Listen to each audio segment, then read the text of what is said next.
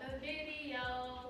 So this video is highly requested. I got some questions off my Instagram. I basically just asked you guys to ask whatever it is you guys wanted to know about me and Yandy's relationship and our journey together. And you guys asked away, so I'm just gonna give y'all the tea. One of the questions was one of my favorite memories together, and I think like my favorite memory is definitely my 16th birthday. I feel like we had a blast. Like it was a pool party. It was at like the Marriott Hotel. I just had so much fun. It was like a scavenger hunt night. I didn't get no invite too. You was not there, but it was like a bunch of like all my friends. It was like 30 of us. Some of my aunts, some of the like people who've been a part of our journey. So it was just very much like I felt so loved. There was a bunch of love in the room. I just had mad fun. Like, what was your favorite story?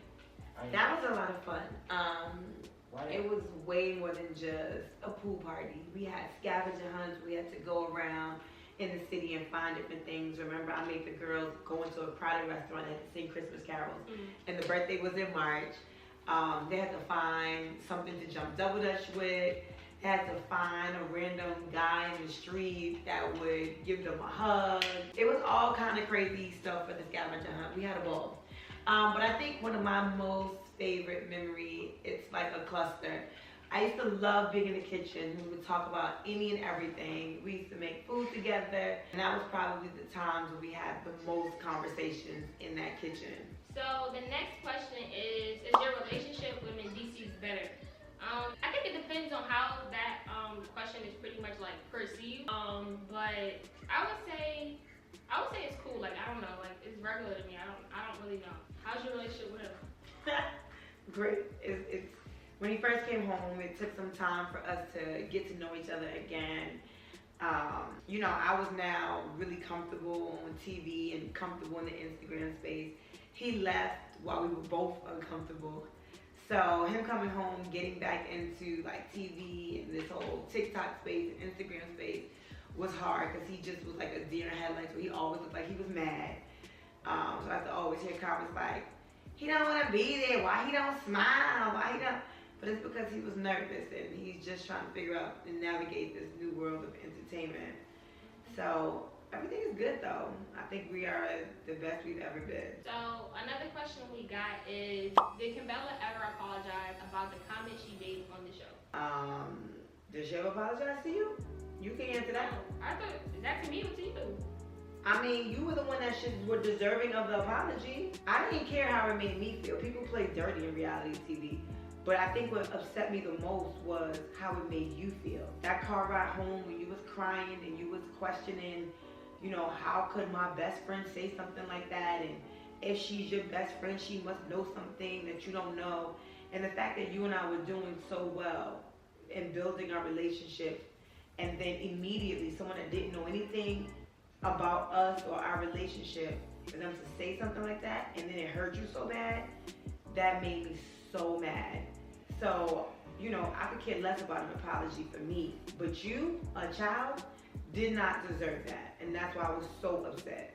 It still upsets me. Every time I see somebody say something stupid, like if me and you go through something, I see somebody say, oh, Kimbella was right.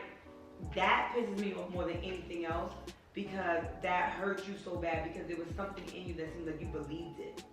I think that for me, that was a tough one, especially because I was so new to social media. Like I went from having probably like 1,000 followers to having like 10K followers overnight.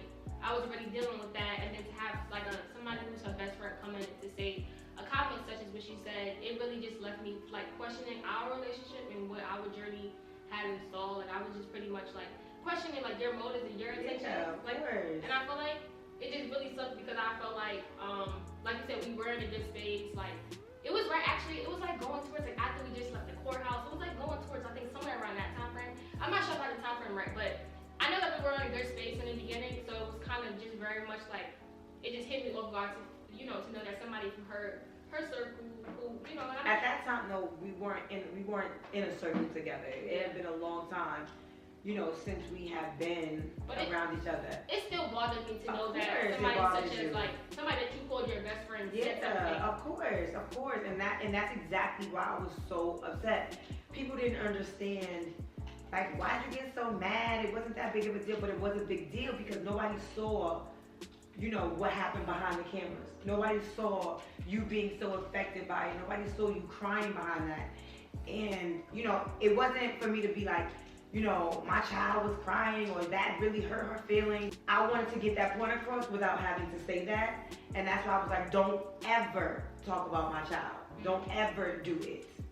You know, so it was something that was, you know, I was upset, and I definitely thought you were deserving of an apology. I don't know. I don't really know if I thought like, oh, she should apologize to me. Of course you didn't think that. You're a child. You were a child. You were 16. Yeah. You might have even been 15 at that time. 15, 16. Yeah, you were 15. Of course you don't think an adult is supposed to, it owes you an apology. But as another adult, watching you cry at 15, being new to my home, just leaving court, you know, fighting with, you know, the system and trying to figure out your space, and then someone says, oh, laughing, yeah, she's doing this for clout. Oh, she's gonna go right back. That's dead wrong.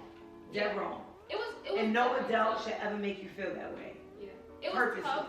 And I definitely remember like us vividly, like it literally in a car ride, we were actually like pulling up in the drive-thru, and I was like definitely saying to you, like, why would your best friend say this? Like, and I remember us kind of like, I feel like that was like our ever first like back and forth, because you were trying to explain to me like where it was coming from, like, and trying to like console me in a way, and I was just like, so, you was really questioning me, and I'm sitting here thinking, I moved you into my house.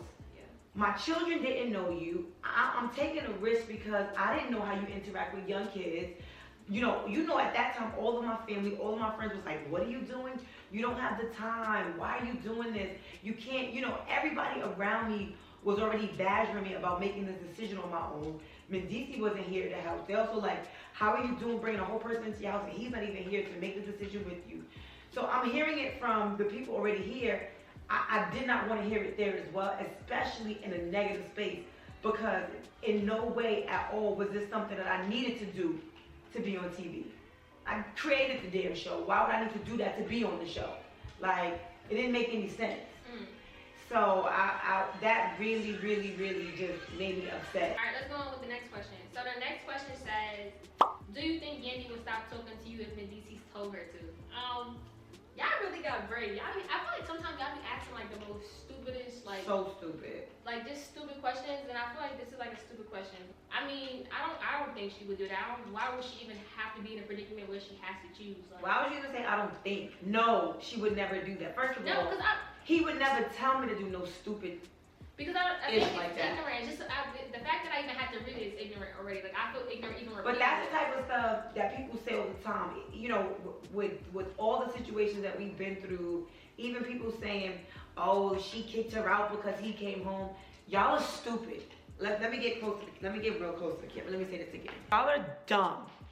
Just stupid, okay? I hope y'all are clear on that. Anybody that's ever said that, anybody that continues to say that, first of all, I would never, ever, ever let nobody tell me how to run my life, especially how to run my life with somebody I love. That's one. The two is, this is someone that I grew to love. This is someone that my children have grown to love. So nobody could just, nobody, not even my own mama, could come to me and say, don't ever speak to her again. What? What made you both realize y'all needed to talk and work things out? I knew that we needed to work and talk things out when, like, you know, we went through different things, and I felt like, you know, she was somebody I valued in my life, so I just fought for our relationship. Like, I just realized that this was somebody who I wanted in my life, and I knew I had to do the work to fight for that relationship. What was the question? What made you both realize that I needed to talk and work things out? I think in any relationship, there's constant conversations, there's constant talking. We've had to talk many times. Y'all might have seen 2 hard conversations. We've had about 200 hard conversations. So think about how many conversations you have with your mom, how many conversations you have with your dad, how many conversations you had with your friend, your best friend, your old high school, you know, boyfriend, girlfriend, whatever. There are conversations in relationships that are tough. They're gonna happen if the relationship is worth having a relationship. Yeah, I agree. I think, like she said, like, you don't know if a relationship is worth fighting for, definitely. But the next question is, how was you guys' relationship? I would say, you know, I think it's a work in progress. You know, we working on it. What you think? What was it? How's your guys' relationship? I think it's fine. Okay. I think it's fine. All right. The next question says, did y'all have a heart-to-heart? What was the convo like? Did y'all learn new things? The last one, I came to New York and I just invited Infinity to come to my hotel, just so we could hang out. I specifically said, I don't want any hard conversations. I don't want to talk about anything. I said, just come and just be here. And then I said, I had to do a keynote conversation the next day. So she spent the night, we ate food, we laughed, we chilled. I had my assistant, my sister, and my best friend there. And we just hung out. And that was a heart-to-heart for me, and it was good enough. Yeah, I think that, I feel like prior to that link up, we did have like almost like a heart-to-heart, like, because I felt like that was like our first time in a long time like texting paragraphs to each other. Oh. So prior to that, we did like chop it up in text messages about like a few things, and pretty much just like, I'm pretty much just like moved past a lot of it. I think we both did. But I know I just like really moved past it for my own healing and for my own self. But the next question is, what are 2 things y'all miss/realize y'all missed about each other? I'm gonna go first. What are 2 things y'all miss/realize about each other? Okay, so I think I realized that we both have a big heart. I think that's something that we both have in common, is that like she definitely has a big heart, and I think that I definitely have a big heart too. And I never realized that until like now. I don't know why. Something that I did miss is like being her road dog, because we traveled together. Like literally, I was going everywhere with her. Like if you seen her, 9 times out of 10, like you seen me. And if I wasn't right in front of her, I was like somewhere within the area around her. So that's something that I do miss. Yeah, I think I used to die laugh at Infinity. She is hilarious. Yo, why I thought about the time when we was in the magic trick. The magic trick. Oh my gosh, her magic trick. You need to plug that in now and show your magic trick. And I don't even know that anybody else would get that, because when I post it, people are like, I don't get it. What's so funny? Right. When I tell you I died laughing, crying I think tears. you was getting your makeup done. I don't even know, but I was crying tears. But we had many moments where I would just be dying laughing with tears and snot coming out my eyes.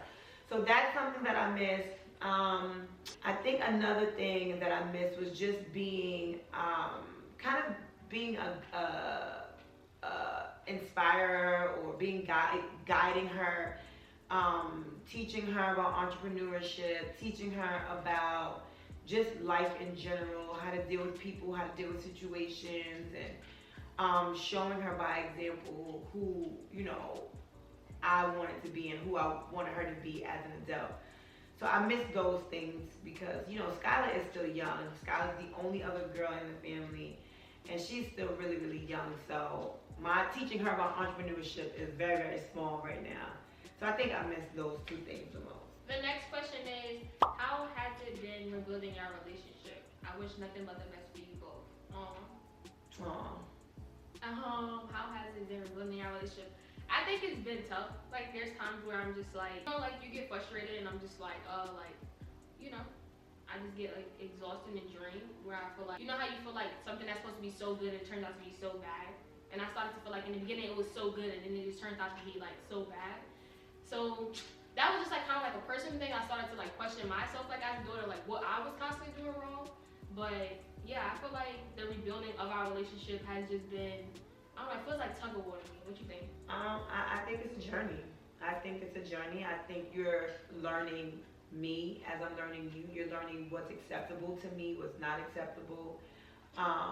You're learning things that I can tolerate, things that I can't tolerate. I think it's what happens in relationships. So it's expected. It's not something that's not expected for me. It's expected. But I think as you learn these things, the key is to learn it and then do your best not to do it again, right? So if I know you have a problem with A, let me not try to do A again unless I want to have a problem with you. So I think those are the things that in relationships, if you care about relationships, you got to figure out a way to, you know, balance that out. There are things that as a teen that's growing up, you're just gonna want to do, and as an adult, there's things that I'm gonna say, not in my house, and whether you're okay with that or not, that is my rule. And you might feel like, well, I don't like that rule, so I'm gonna do it anyway, and then we're gonna have tension. And I think in any relationship, growing means understanding your boundaries with people, and you have to just kind of, you know, respect that. And I think that in every relationship, there's understanding, there's forgiveness, there's, mistakes that are made, but being open to forgive. And then I like to think I'm a forgiving person, but I'm also a person that once I'm fed up, I'm fed up. Mm-hmm. And I'm not gonna just cut somebody out of my life completely, especially if I love you, but I am gonna make sure you know that I'm fed up. And I think that we got to that point where I was just like completely fed up, and I was like, okay, we're gonna have to do something different because it's not working out the way things are right now. And I think that, that took building and even me being able to say I'm fed up, but then still making sure we maintain some type of rapport is building. It's still growth because it wasn't I'm done, cut off, never spoke to you again. Nah, I just wouldn't do that. So the next question is, what is one thing you guys would both change about each other? Alright, so my camera just cut off, but that's not going to stop anything. We still going to finish this video for y'all. This is not my good angle. Okay, so if there was something that I would change about Infinity, I would say that I would want her to have a more positive outlook on life, a more positive outlook on how she thinks people perceive her. Like a lot of times we've had many conversations because Infinity has thought, someone was doing something to hurt her, or someone was purposely trying to leave her out, and I would say, wow, what would I gain from hurting you, or what would I gain from forgetting that you eat this or you don't eat that, or I think a lot of times you see things as black or as white. You don't see a gray area. And that probably has to do with some of your trauma or whatever from your past. But I think that being pessimistic in your thinking really prohibits you from building great relationships, because you'll walk into a room with a negative, like I'm not gonna enjoy myself, or I don't belong here, or this, y'all too this, or y'all too that, and then you close off. Instead of just being in the moment, thinking I belong here, I'm supposed to be exactly where I am. Everything about this is for me, and living in a happy space. And I think that prohibits you from so many things just in life. Okay, so what is one thing I would change about her? I don't know. I think my answer would be nothing. I think I like her just the way she is. You are fronting. I'm not fronting. You always tell me, one, I'm insensitive to people's feelings. Oh, yeah, she is. Okay, so I'm gonna talk about that. But I don't feel like that's something that I would really change. Why? If you think I'm insensitive? Because I feel like you haven't, like, you don't have a, Okay, so boom. I do feel like she's very insensitive, so I guess let's just take it there. I was trying to cut you some slack. I don't need no slack. I was trying to cut you some slack. I was trying to cut some slack. Did I see that? But alright, so boom. I think that she's very insensitive. I think that's one thing I would change about her, and I think that I say that because I feel like there was a lot of times where I would be crying about something, or like I would be going through something, and she'll be like she'll look over me like, "You serious? Like you really mad about that?" And I'll be like, yeah, I'm heartbroken about that. And like she would just not know how to console me, or she even wouldn't like console me, or just a bunch of things. And I think that like I've actually been around her a lot, and I've heard a few people say the same thing, which validated my, how I felt. Like, oh yeah, so maybe it's not only me, seeing this from my perspective. There's other people who can relate. So I started to realize that, okay, maybe I'm just not, being so harsh on her. But I do think that sometimes it's like she's just not, she's not empathetic all the time, and I feel like.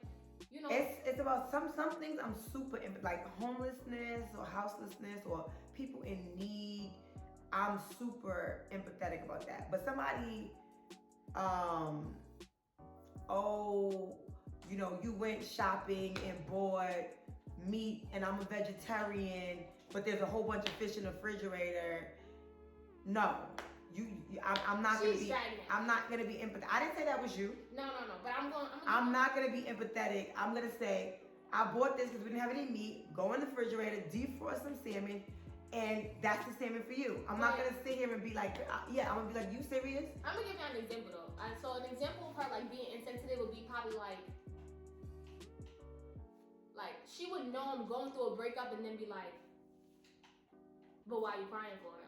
Like, who cares? Okay, so this is like one of my best friends. Like, who cares? Like, so yes, so I'm not gonna even talk about you in that breakup. I'm gonna talk about one of my best friends. I feel like I am completely insensitive, and I will admit it. If I feel like a person is hurting someone that I love, or they're not good for someone that I love, and the person and she knows the person is no good, yes, I'm going to be insensitive. Get over it, and that's my. You said, all right, get over it. And I'm going to do everything humanly possible to help you get over it. We're going to have a good time. We're going to go away. I'm going to invite you out on trips. Because if that person is no good for you, I am not sitting in a sulking, feeling bad for somebody that you need to get over. So yes, in that case, call me insensitive. I still don't agree with her. I'm pretty sure y'all got to see exactly how I feel about it. Especially if you know, like, breakups are hard. Instead of telling somebody, we already dealing with the heartbreak of it. So console that person. Don't remind me of, oh, this person is no good. No, I don't need that right now. I need you to remind me of my worth and who I am as an individual rather than tearing me apart. So with the decision that I just made. And that's what I mean by insensitive. No. But let's move on to the next question. Oh. Does she accept you being gay? That's a question for you. Well, as far as I know, you're bisexual, not gay. Mm-hmm. So that's a dumb question.